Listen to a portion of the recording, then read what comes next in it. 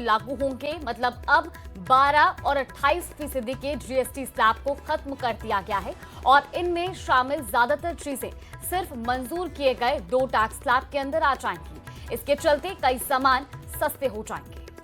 तो हानिकारक वस्तुओं के लिए एक अलग स्लैब को मंजूरी मिली है जो 40% का है। वित्त मंत्री निर्मला सीतारमण ने जीएसटी बैठक में लिए गए फैसलों के बारे में बताते हुए कहा कि हमारा फोकस देश के आम आदमी पर है। किसानों से लेकर लेबर तक को ध्यान में रखते हुए स्लैब कम करने को मंजूरी दी गई है।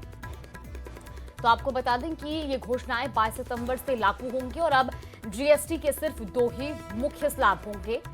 ऐसे में ये बड़ी राहत। और इस बीच आपको बता दें कि वित्त मंत्री निर्मला सीतारमण ने यह भी बयान दिया कि हमने ये स्लैब जो हैं ये आम आदमी को ध्यान में रखते हुए इनको मंजूरी दी है।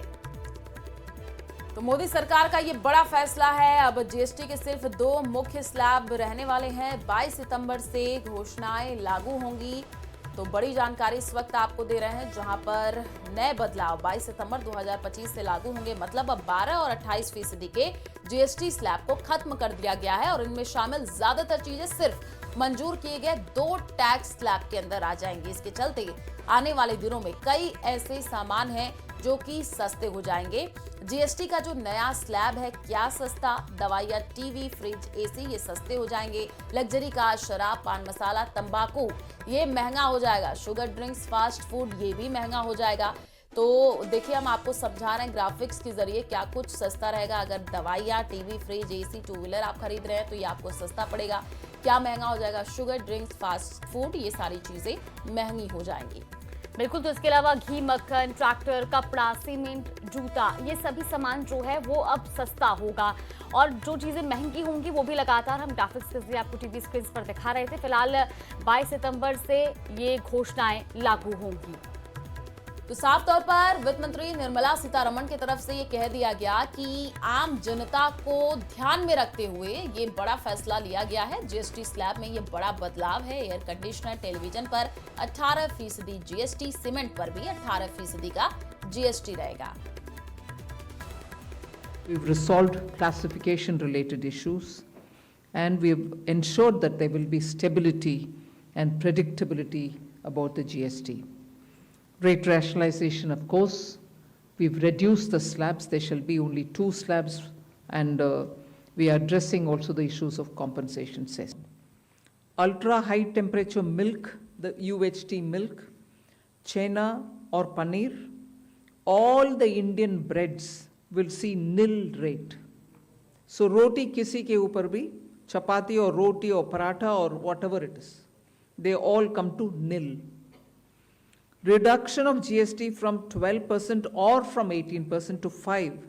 इसमें फूड आइटम्स बहुत सारे हैं। नमकीन से भुजिया है, सॉसेस है, पास्ता है, इंस्टेंट नूडल्स है, chocolates, coffee, preserved meat, cornflakes, butter, घी ये सब 5% में आ रही है। फिर रिडक्शन फ्रॉम 28 to 18%। इसमें मिडिल क्लास के एस्पिरेशंस मीट करने वाले बहुत सारे चीज़ हैं। एयर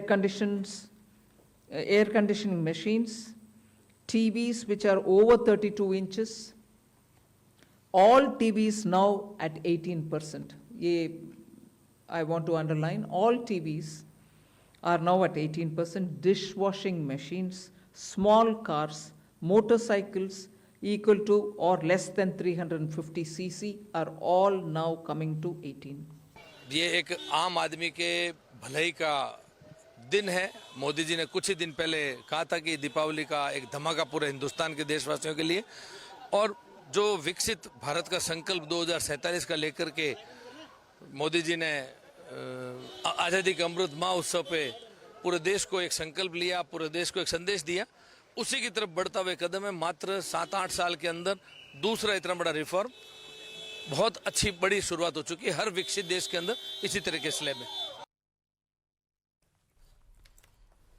और जीएसटी में बदलाव पर पीएम मोदी की पोस्ट। जीएसटी में बदलाव से जीवन स्तर सुधरेगा, पीएम की तरफ से ये कहा गया है।